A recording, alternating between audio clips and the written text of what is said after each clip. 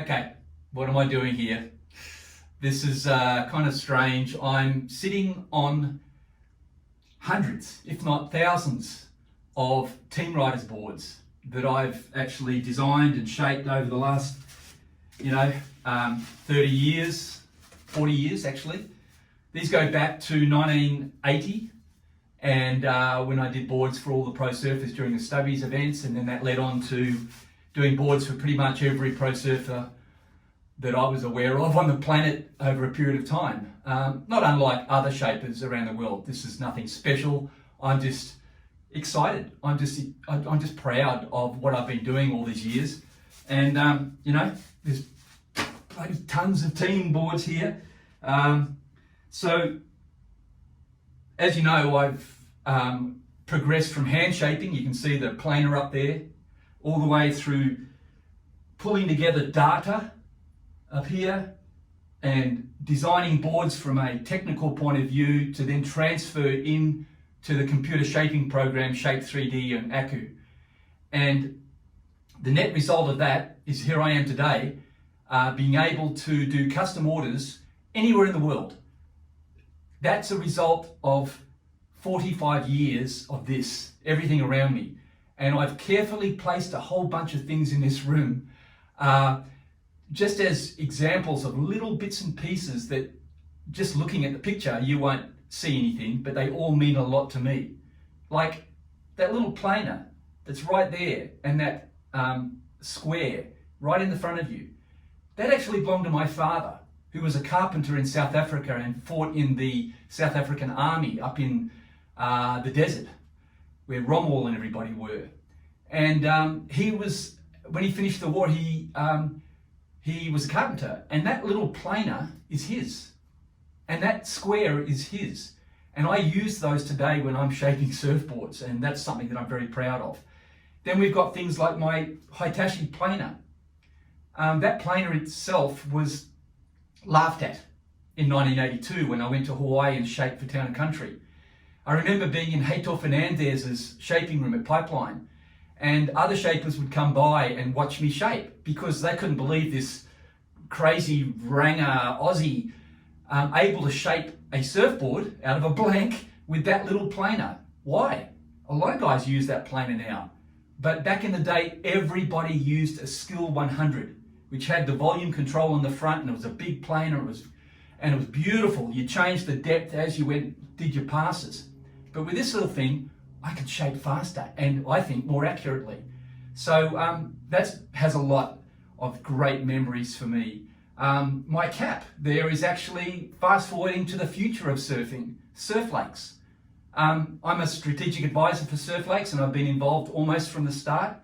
And that's the one that Oki and all the boys are involved with, the big plunger in Yeppoon. And this future is so exciting for surfing and for surfboard design, because these wave pools are going to make that difference.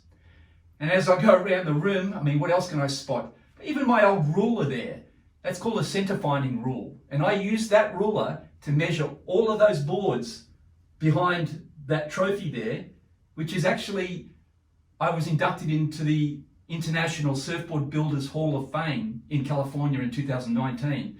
Not a boast, I'm so proud. And I had the privilege this year of nominating Mark Richards. Oh my God, an incredible surfer, incredible shaper, all of the above, and I think more worthy than me. He's there, that's my trophy. Behind that trophy is a bunch of dimensions for boards for guys that actually, for all their guns for Hawaii and Margaret River in Western Australia and Northern California that I did in 91, 92. And that just happens to be all those dimensions, which I transfer those dimensions into Shape 3D. And so I'm going around the room where there's all my spray gear. Like Mark Richards, he loves to spray surfboards, and he's got some iconic sprays. And I used to spray all my surfboards. In fact, I used to make the surfboards from start to finish, doing everything back in Perth at Odyssey Surfboards in 1973 to 77. And then I moved up to Queensland in 1977, June, and restarted my career. but I love to spray boards too. And I'm doing it again in this very room. And there's all my spray equipment. This is my shaping block. And that, if you look closely, I've had that since 1983. It was given to me along with my calipers here by Ernie's, the surf company in Japan. Because I made some boards for some Japanese surfers who made the main event of the Stubbies surfing event in '83, and they invited me to Japan to start shaping there. And I spent 5 years going back and forth shaping 100 to 300 boards at a time. And every single surfboard that I've ever shaped, whether it be a full shape or a pre-shape or whatever, is with this block. That used to be a solid block of balsa, and I've worn it in so it fits into my hand. I love this. What else? We've got my blocks.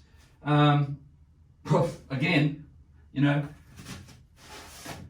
I'll show you later, out of this pile of Team Riders boards, I managed to pull out individuals, and I've collated that all together to show you who I shaped for over the years. But, you know, some of the guys that I'm most proud of, and there's so many, but with a shaper, you develop a surfer-shaper relationship. And that's what Nev Customs is all about. That's what this is all about. That's what computer shaping is all about. It's what hand shaping is all about. And at a time in my career, I'm crazily excited about the idea of promoting everything, of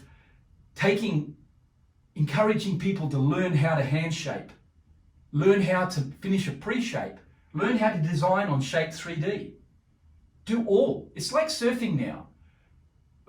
20 years ago, if you rode a longboard, it was like you're out, you're finishing your surfing. You had to ride a high performance board. But guess what?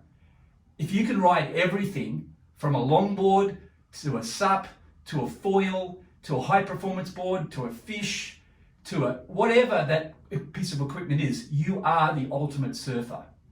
So that's what is so exciting about what I'm doing here, is that to be a surfboard designer, you have to have all the skills. You can't just be a hand shaper and not know about computer shaping. Well, you can, but you're missing out on some really amazing creativity. But you know what's most important about what those shapers are missing out on? The ability to have their boards in the hands of individual surfers all over the world. You know, you think there's guys and girls in Norway who travel down to Portugal in the summer to go surfing, or they go to Ecuador or something like that. And then they go back to Norway and they go, oh, I would just love to get a custom surfboard instead of buying one online or buying one from a surf shop and getting the wrong advice. So this is about bringing back the true custom surfboard.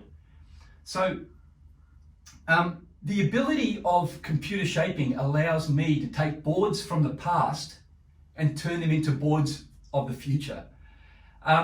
Behind me, I've got some boards of some amazing surfers that are, in fact, the surfer-shaper relationship for Nev.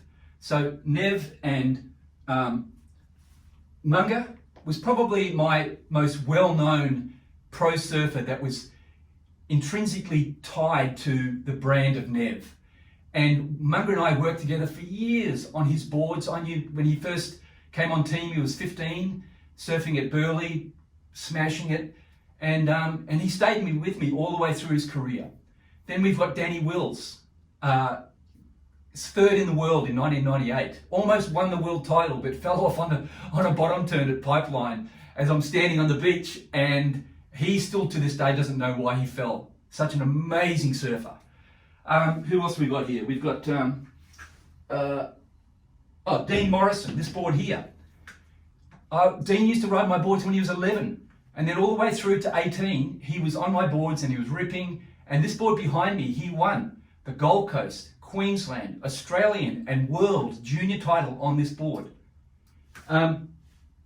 This one here is Trevor Hendy's board, one of the original Firewires. It wasn't a Firewire at the time, so it's got a Nev logo on it. This is when I teamed up with Bert Berger.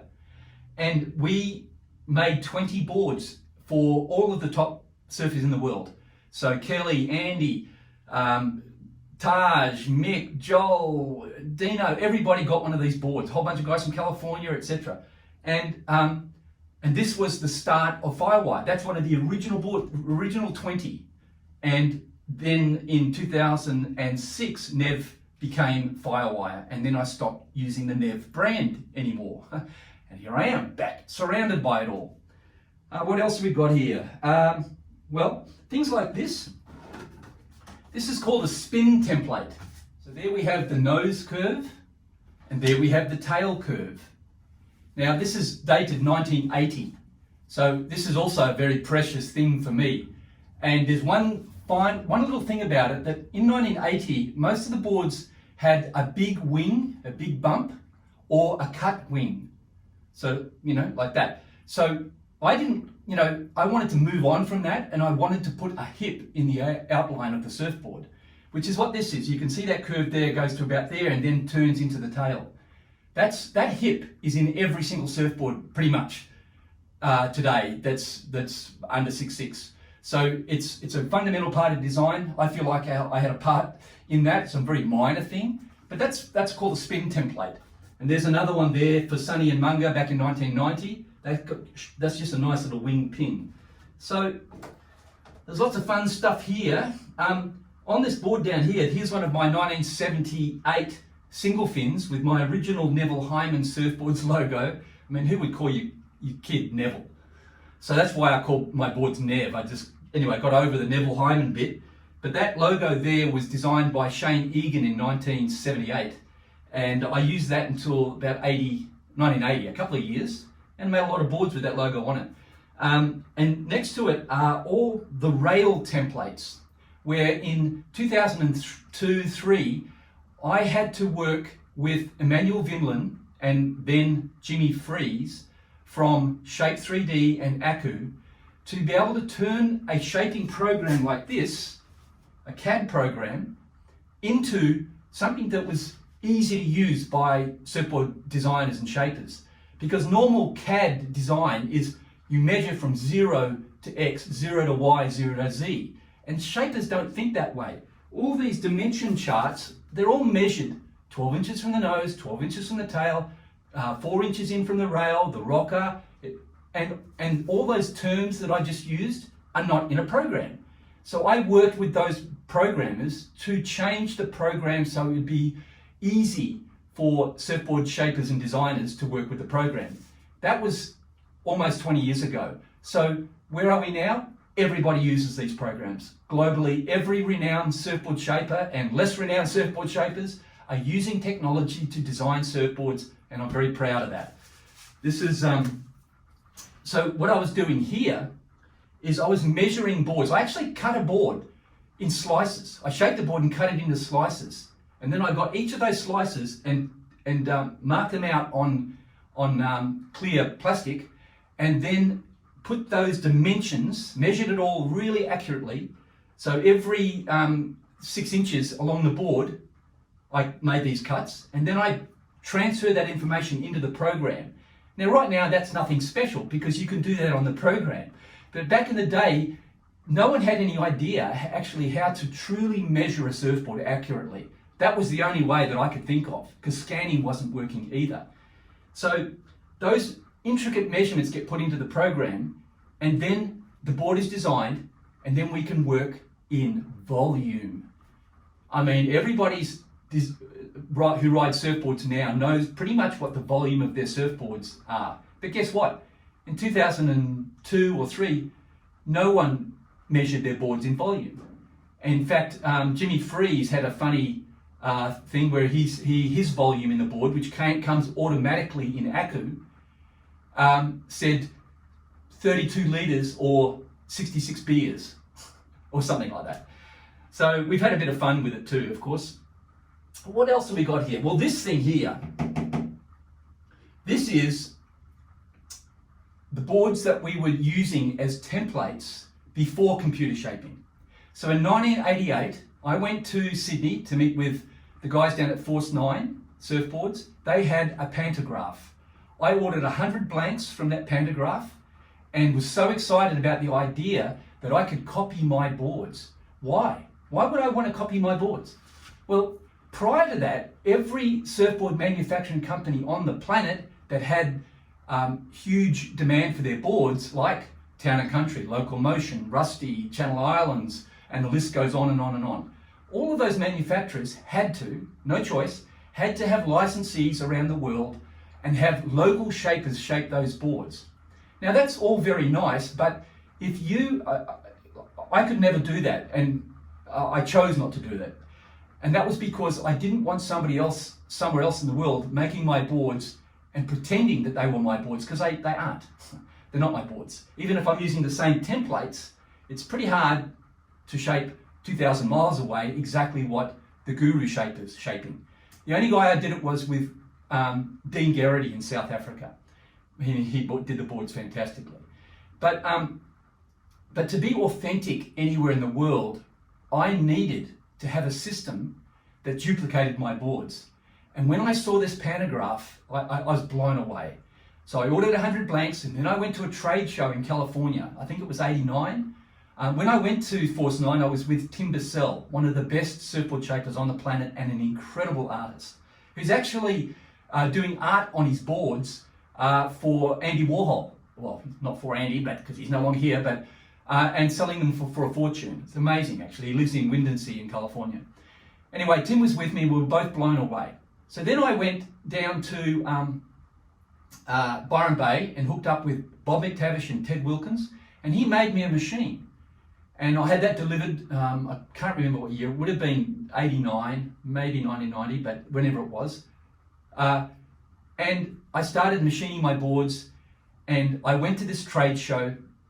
I put boards on the floor of the trade show, and I had all the shapers coming into my shaping room, not my shaping room, my booth, and going, oh my God, what are these? And I said, these are pre-shapes. And I used ghost shapers to finish the pre-shapes. Ghost shapers meaning Bob Mayle and Nick Mazarin, two brilliant shapers, great friends, who finished all of my pre-shapes from 1988 through to when I ended up with Firewire. Those guys did an incredible job, and Nick is still doing it for JS actually. So people just went, wow. And then, well, I'm talking some of the top name surfboard shapers on the planet couldn't believe what they were seeing. So that then slowly but surely evolved into computer shaping. And I hired this guy from Germany, and we worked on my machine, my pantograph, called the nickname of my machine was Lucy, short for Lucifer, because it was always having problems. It was a big gantry that ran back across the boards. So imagine this board here, sitting on this surfboard rack, and then another rack right next to it with a sensor on the rack, or just a ball. And on this rack there was a grinder, just a standard sander. And as you move the gantry back and forth, it cut the deck line, it cut the bottom curve because you flip the board over. And that gave us the ability to put thousands of my boards, because I was doing about 100 to 150 boards a week in that period, over a year, 5,000 boards a year, through that system, which slowly but surely perfected the pantograph. And then around whatever year, we decided that time's right now to start turning that into a computer shaping machine.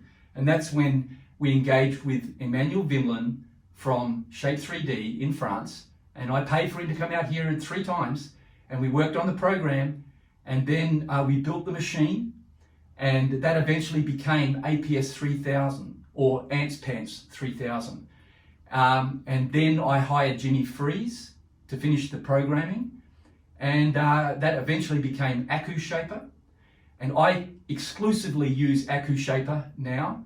And Shape 3D, and also Aku Shaper to design the boards. So I'm just, the time's right. The time is right now to introduce a locally made surfboard designed by internationally renowned shapers. I'm starting with Nev Customs, and it's going to be Nev Customs powered by Mobius Surf. What is Mobius Surf? Well, Mobius stands for Mobius strip, which is a two-dimensional endless curve. And a surfboard is three-dimensional, but it's still an endless curve. So I love the term. It's what we used back in 1993. 2003, to predict the future about what would happen in the surfboard industry. What happened? Well, back then, I dreamt of being able to have machines all over the world and email my files from Shape 3D to any of those machines, and those boards would be made authentically by local manufacturers all over the world. Sadly, that dream didn't come true for me. Had an issue with the German, and I was cut out of the company, to be perfectly honest. And then they say that anxiety is the mother of invention. So what I did was, I found out about Bert Berger in Western Australia. And Bert and I worked together to create these, which then eventually became Firewire. And so I gave up on the idea of having little shaping studios all over the world. And guess what? That's what's happening right now. Right now, there are 100, 150 machines around the world where you can get my files cut locally and have your board finished locally by local craftsmen. And I am so excited about this because that's what we need to do. Encourage local craftsmen, still accept that there is global manufacturing of surfboards in Asia. The jury's out, okay? It's out, it's gone, it's come back, it's delivered. It's okay. Firewire made in Thailand, every other name brand surfboard that you're aware of, a lot of their stock is made in Vietnam or China, and that's good. It's giving people jobs, and the quality is unbelievable. The quality is excellent. But so also is the quality of glassing surfboards pretty much anywhere around the world, and the machining of surfboards. It's like a level playing field now. Surfboard factories around the world who laminate with polyester or PU and laminate with epoxy are as good as what we do here on the Gold Coast. So I've got no problem at all with designing a board for a local, wherever they may be. Could be in Ecuador, could be in, in The Hague, in the Netherlands. And the reason I mention those two places is that I'm dealing with two awesome guys, Keith in Ecuador and Woot in the Netherlands, as an example of the fact that in those two places, pretty obscure surfing places when you think about it, a long way from the surf industry. But both of those guys can make good quality boards. But guess what? All of those guys and girls who live around those areas, whether it's somewhere in South America or whether it's somewhere in Western Europe or anywhere, they can now get a custom Nev and have it made locally. I'm pumped. And it's all because of all of this history and information that I've been involved with, and I'm very proud. I'm a ginger. I don't mind sprouting stuff about the good shit that I've done. I'm proud, and this is evidence of it, and it's only a very tiny little piece of my journey of 45 years of making surfboards.